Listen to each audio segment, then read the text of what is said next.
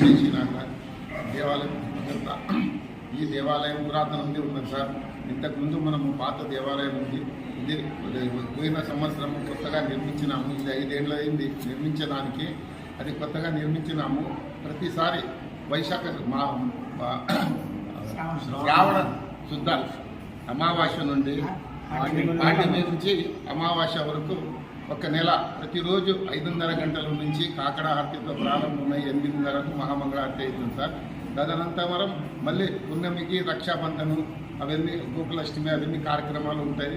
చివరి అమాస రోజు శ్రావణ మాసం అమాస రోజు అన్నదాన కార్యక్రమం ఉంటుంది. పల్లకి సేవ ఉంటుంది. ప్రతినిత్యం 30 రోజులు పల్లకి ఇది కాకడ హారతితో ప్రారంభమవుతుంది సార్. దత్త జయంతి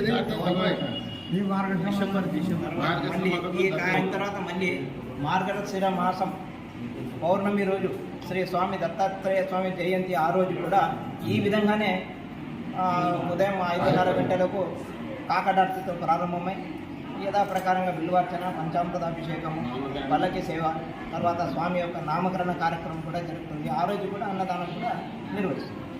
అంటే ప్రతి సంవత్సరం ఇట్లా ఉంటుంది? ప్రతి సంవత్సరం ఇలాగే ఉంటుంది. సంవత్సరానికి 2 టైమ్స్ సార్. సుమారు ఈ కార్యక్రమం సుమారు ఈ కార్యక్రమం 50 సంవత్సరాల నుంచి కూడా ఇట్లా కొనసాగుతుంది. గుడి అడ్రస్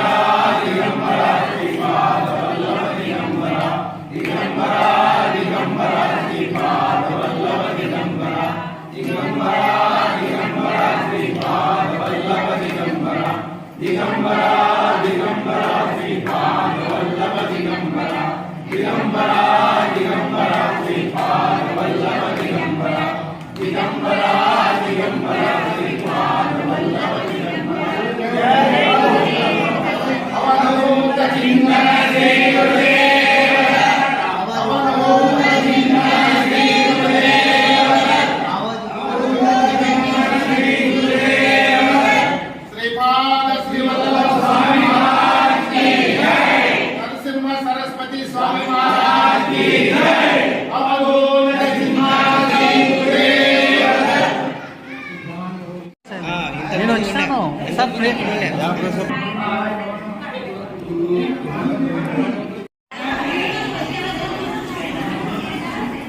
వస్తుందా?